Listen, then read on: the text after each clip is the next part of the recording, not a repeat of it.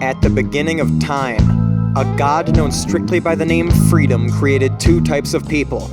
Those who wanted to expedite progress, and those with the intent to conserve former progress at all costs. These two parties spend all of their time molding and refining themselves into various abstract shapes that appear most presentable to their target demographic at that time.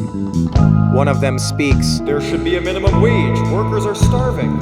The other responds, "How will employers freely negotiate contracts with their workers then, huh?" The power of the people has cycled between these two parties since the beginning, yet they both still feel like arguing over menial shit to gain a foot of ground.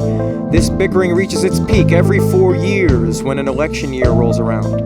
Election year is a term that describes a pseudo-religious period in democracy where everyone knows what they're talking about, but nobody can quite explain it in the right way, so they need to Google something quick, give them a second. The youth population will respond to these events in a self-aware artistic practice known as shitposting.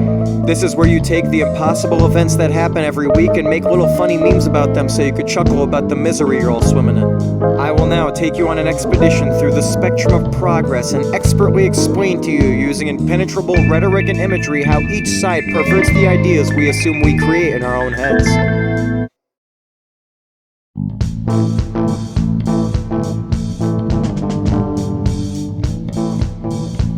There's this strange idea people have that only the state creates pro-American propaganda, though what this theory fails to account for is how cool Western movies make me feel, and therefore everyone wants to make them. Think about the archetype, moral code juxtaposed with the untamable frontier, that even in mayhem a man can find a reason to push forward with their own purpose. You want that same freedom nowadays, you gotta go get yourself an assault rifle and then pose with it on your front lawn. Though, for how much freedom the firearm means, it does cost a lot of money. But that is money we are not giving to the aliens that sneak into our country. Now remember, we created this shit from nothing. This place was the wild, wild west. You don't add two wilds for nothing. That place had to be crazy. And now you come in here and you take my job for a fraction of the pay? It'd be fine if you switched up your whole vibe to account for our aesthetic, but you're not even paying taxes to the government that I resent, buddy.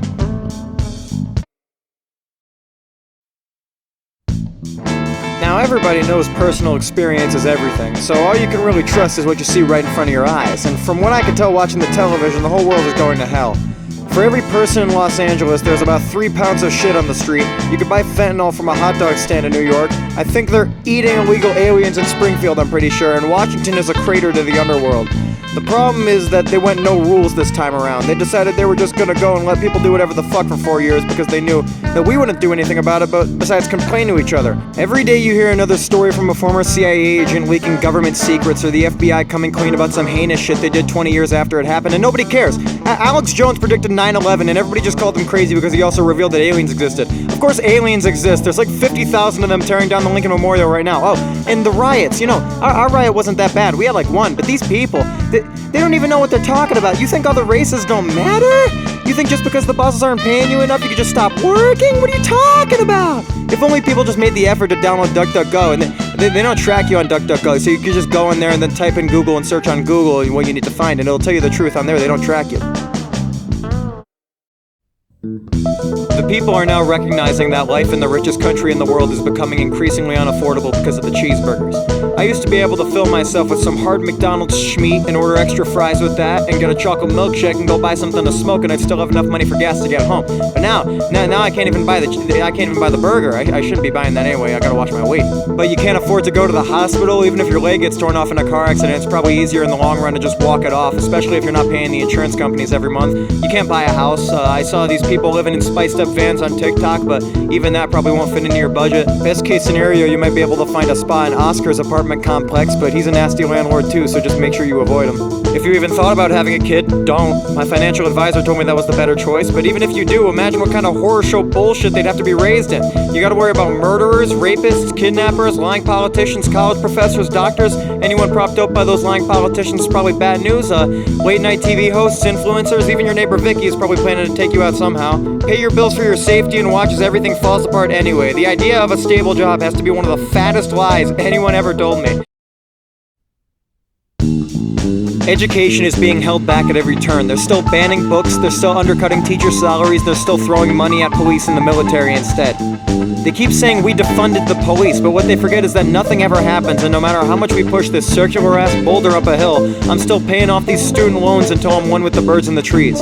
History only teaches you of pent-up anger of the oppressed, and still no one has the freedom to express themselves. What are we supposed to feel when we find out that every single conspiracy theory that would entertain us as children actually occurred and is affecting us to this very moment? Why do I care if my identity doesn't fall into your head? I'm under a mountain of debt in order to be eligible for the medical job that'll save your life and that I won't be hired for. There are no rules.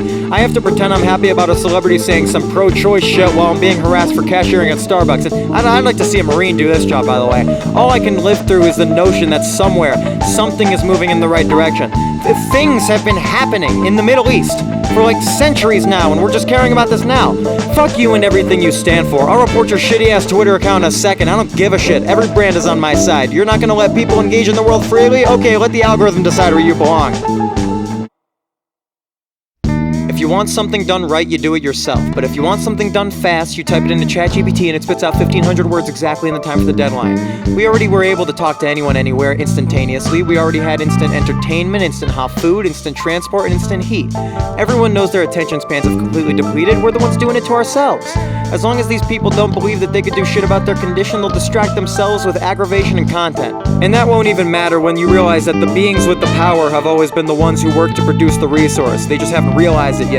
One day someone's gonna fuck up and we're accidentally gonna put in the magic combination of numbers that creates sentience as seen in you and I, but in some robot amalgamation, and whatever that being is going to be real mad at what the world's coming into.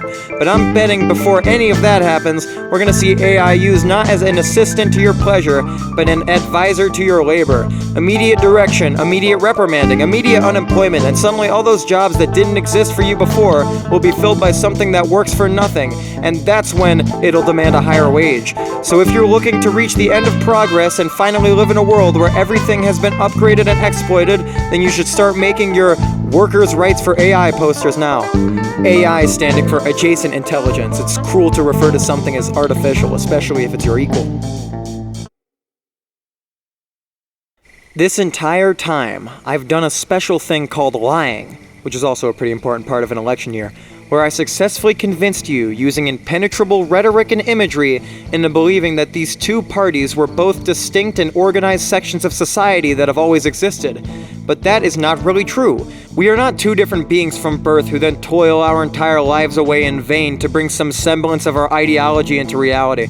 Progress has always and will always move at the same speed forward. We just define what that means for ourselves. And it seems right now we can't even define anything outside of the immediate surroundings we're able to pick up and hurl across the room. The number one thing you could do is stay at home for 4 years and then get up when the TV tells you to and go to a ballot or mail in a ballot to vote one time. Vote in one government thing, and that is for the president. Go vote for the president, and that's all you need to do.